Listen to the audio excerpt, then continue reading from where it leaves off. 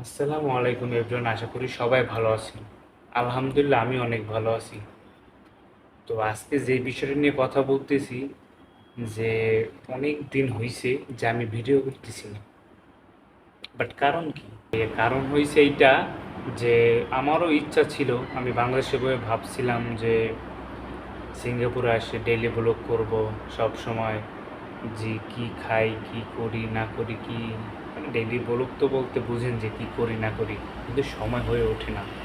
কারণ কাজের চাপে বা মনে করেন এই ধরেন বিভিন্ন রকমের কারণ আছে। সারাদিন মনে হয় কাজকর্ম করে তারপর যখন বিছানায় এসে শুই, তখন আর ইচ্ছা করে না যে একটু বাহিরে যাই। এখন মনে করেন পেটে ক্ষুধা লাগে, তাই বাধ্য হয়ে এক কথায় মনে করতে পারেন যে বাধ্য হয়ে তারপরে দিন মনে করেন খাবারটা কিনতে যাই। তো প্রবাসের জীবনে প্রথম প্রথম ভাবতাম বাংলাদেশে বসে যে বাংলাদেশে বৈশা ডলার কামাবো, সিঙ্গাপুরে আইসি ডলার কামাবো। কিন্তু বাইরে ডলার এত সহজ না, ইনকাম করা এত সহজ না। আগে কষ্ট করতে হয়, জীবন অনেক কষ্ট করতে হবে, তারপর সফলতার মুখ দেখতে হবে। তো নিজের সাথে যদি না হতো কোনো সময় বুঝতেই পারতাম না। সবসময় বুঝতাম বাবার টাকা নিয়ে ভাঙতাম, এটা করতাম এটা করতাম। কিন্তু এখন বুঝি, নিজে ইনকাম করি তো এখন অনেক বুঝি। তো মনে করেন এতটুকু আমি বলবো যে সবাই আমাকে সাপোর্ট করবেন সব সময়, যে আমি অনেক ভিডিও দেব। কিন্তু এখন প্রথম প্রথম আসছি, সব কিছু চিনবো জানবো, সব পরিস্থিতি বুঝবো, তারপরে মনে করেন আস্তে আস্তে আমি ভিডিও করবো। আমি ভিডিও করার মতো আমার সুযোগ হয়ে ওঠে না, সুযোগটা হয়ে ওঠে না।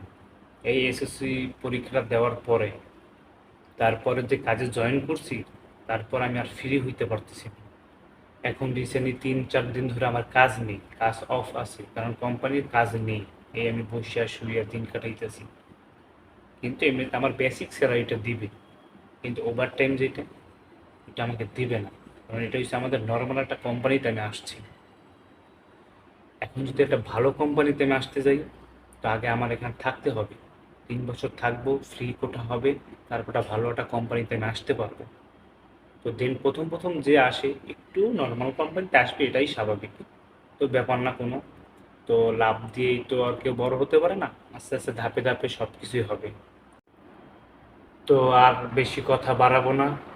তো একটা মজার কথা বলবো, যে একটা জিনিস সব থেকে বেশি ভালো লাগে, যা বাংলাদেশে বসে করতে পারি নাই, তা সিঙ্গাপুরে এসে অনেক কিছু করতে পারতেছি, অনেক কিছু দেখতে পারতেছি, অনেক কিছু নিজেও পাইছি।